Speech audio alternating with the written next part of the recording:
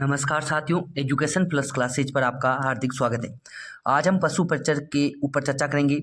इस भर्ती में पदों की संख्या में वृद्धि हुई है, कितने पद बढ़े हैं, पदों में वृद्धि के कारण कट ऑफ क्या जा सकती है, आपका रिजल्ट कब तक आ सकता है, नॉर्मलाइजेशन में किस शिफ्ट को ज़्यादा फायदा होगा, किसको कम होगा, ये भी हम इस सेशन में देखेंगे।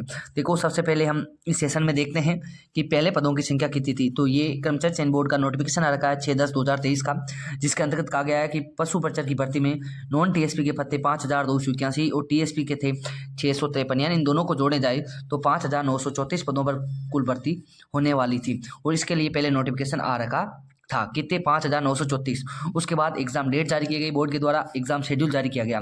एग्जाम शेड्यूल में बताया गया कि 1 से 3 दिसंबर तक एग्जाम संपन्न होगी, जो बिल्कुल आराम से संपन्न हो गई है, जिसके अंतर्गत प्रत्येक दिन 2 शिफ्ट में पेपर आयोजित किया गया। ठीक है, ये एग्जाम आराम से कंडक्ट हो चुका है। अब हम इसमें उपस्थिति देख लेते हैं। उपस्थिति जो 1 से 3 दिसंबर के बीच एग्जाम आयोजित हुए गए थे 6 पारियों में, उनमें क्या क्या उपस्थिति रही है। सबसे ज़्यादा उपस्थिति रही है फर्स्ट शिफ्ट में और सबसे कम उपस्थिति रही है छठी शिफ्ट में। अब इसमें मैं आपको बताता हूँ कि टोटल कितने फॉर्म थे। 17,63,897, यानी आप लिख सकते हो 18 लाख फॉर्म थे, जिनमें से उपस्थित कितने हुए 10,52,566, यानी 10.5 लाख। आप फॉर्म समझ सकते हो, 10.5 लाख उपस्थित हुए थे। यानी उपस्थिति का प्रतिशत कितना है, प्रतिशत है 59.67%, यानी 60% भी उपस्थिति नहीं हुई। तो कम उपस्थिति के कारण क्या प्रभाव पड़ेगा, तो निश्चित रूप से कट ऑफ कम ही जाएगी। जो ज़्यादा बैठते हैं तो ज़्यादा कट ऑफ जाती है, कम बैठेंगे तो थोड़ी कट ऑफ में चाहे दो क्वेश्चन का फर्क ही पड़ेगा, ये ध्यान हमेशा रखना। उसके बाद हम देख लेते हैं कि देखो, पहले दिन शनिवार इतवार था, इसके कारण क्या है कि उपस्थिति ज़्यादा हुई। फिर धीरे धीरे लोगों ने सोच लिया कि अब क्या पेपर देना है, पेपर का लेवल तो बहुत हाई आ रहा है, लोगों ने डरा दिया था, ऐसे कर दिया था। तो ये आप देख सकते हो, तो उपस्थिति में क्या हुआ है, कमी हुई है। सबसे लास्ट को छठी पारी में तो आप देख सकते हो 50% की समथिंग ही रही थी उपस्थिति। उसके बाद हम देखते हैं पेपर का स्तर क्या था। पेपर हो गया, उपस्थिति हमने देख ली, अब हम देखते हैं पेपर का स्तर क्या था। Paper easy to moderate level का था, यानी आसान से मध्यम स्तर का पेपर ये था। अब हम देख लेते हैं किस पारी का पेपर सबसे हार्ड था। ये किसी नहीं है, ये किस पारी का है। उसके बाद जो रिव्यू आ रखे हैं, हो सकता है कि ये तो नॉर्मलाइजेशन पर डिपेंड करता है कि भाई, मतलब नॉर्मलाइजेशन कैसे होता है कि सबसे पहले मोड निकाला जाता है, उसके बाद मोड डेविएशन निकाला जाता है। इस प्रकार ये एक फॉर्मूला होता है बोर्ड का, जो कमेटी निर्धारित करती है नॉर्मलाइजेशन के दरमियान। वो फॉर्मूला भी आपको जब रिजल्ट के साथ ही दिया जाता है। ठीक है, तो उसमें सबसे इंपॉर्टेंट ये ध्यान रखना कि जो बढ़ने की चांस है नंबर, वो है दूसरी, छठी और पहली। यानी दूसरी पारी सबसे हार्ड थी, जो रिव्यू आ रखे हैं उसके हिसाब से। उसके बाद छठी पारी हार्ड थी, उसके बाद पहली पारी। यानी इन सीट में नंबर बढ़ने की क्या है, प्रबल संभावना है, प्रबल संभावना है। और तीसरी, चौथी और पांचवी, इनके नंबर कम भी हो सकते हैं। अब कितने कम होंगे, ये बोर्ड जब नॉर्मलाइजेशन करेगा तभी पता लगेगा। लेकिन ये कंफर्म है कि इनके तो बढ़ेंगे, इनके घटेंगे। कितने घटेंगे ये बोर्ड पर डिपेंड करता है। ठीक है, देखो मैं एक बार आपको और बताता हूँ। जैसे कल सीईटी का रिजल्ट आया था, तो उसमें भी नॉर्मलाइजेशन किया गया था। मान लो वो जो सीईटी ग्रेजुएशन लेवल 4 पारियों में आयोजित किया गया था। माना कि किसी बंदे के मान लो कि मतलब पेपर में 200 नंबर थे, तो पहली पारी में 10 नंबर कम हुए हैं बिना नेगेटिव मार्किंग के भी। इसका मतलब है कि पशु परिचर में नॉर्मलाइजेशन बहुत बड़ा प्रभाव डालेगा। ये आप गांठ बांध लो। क्यों? क्योंकि सीटी में नेगेटिव मार्किंग नहीं थी, फिर भी 10 नंबर में कमी हुई है, 10 नंबर की, 10 नंबर तक की कमी हुई है और 13 नंबर तक की वृद्धि हुई है। ये आप देख सकते हो, इंक्रीज हुए हैं। तो सेकेंड शिफ्ट में जैसे अप्रोक्सीमेट 201, यानी वही कुछ ज़्यादा कुछ वृद्धि नहीं हुई है। तीसरी शिफ्ट में देख ले सकते हो 13 नंबर तक की वृद्धि हम कह सकते हैं, और फोर्थ शिफ्ट में भी कमी हुई है। इसका मतलब नॉर्मलाइजेशन बहुत बड़ा इफेक्ट डालेगा।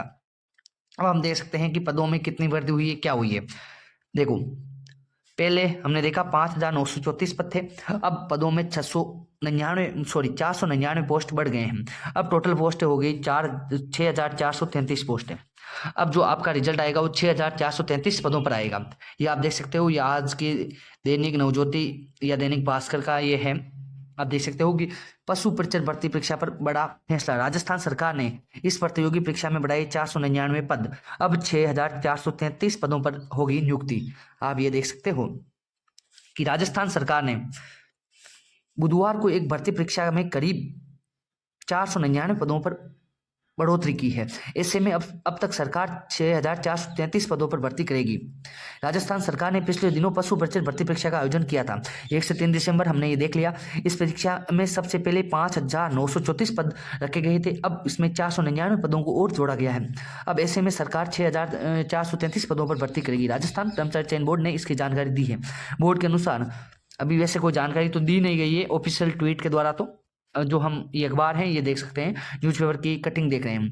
बोर्ड के अनुसार पशु परिचर भर्ती परीक्षा 2025 में आज अंतिम स्वीकृति दी गई। इसके अनुसार पशु परिचर में 499 पद जोड़े गए हैं। अब कुल पदों की संख्या 6,433 पद हो गई है।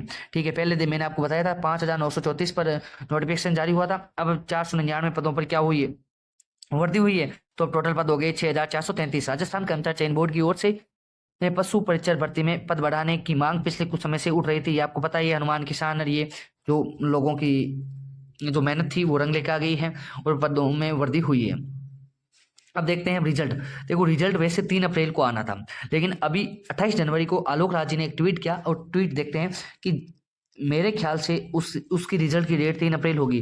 प्रयास करेंगे मार्च के पहले हफ्ते में पशु परिचर का रिजल्ट दें और फिर आप टीबी करवा लेना। यानी मार्च के प्रथम हफ्ता, नहीं तो आप मार्च के फर्स्ट वीक में, इन्होंने कहा है मार्च के फर्स्ट वीक में, अगर आप मानो तो फर्स्ट वीक आप कह सकते हो, लेकिन मुझे नहीं लगता कि मार्च के फर्स्ट वीक में आएगा।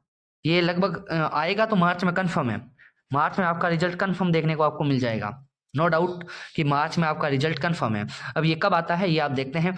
आलोक राज जी का कहना है कि फर्स्ट वीक में आ जाएगा। मेरे हिसाब से सेकंड वीक तक तो कन्फर्म है, क्योंकि थोड़ी पदों में वृद्धि हुई है, इसके कारण भी 1-2 दिन की डिले होना बिल्कुल संभव है और थोड़ा टेक्निकल इशू वगैरह ये चलता रहता है। इसके कारण मार्च के सेकंड वीक तक कन्फर्म आपका रिजल्ट आने की संभावना है। मार्च में कन्फर्म आ जाएगा।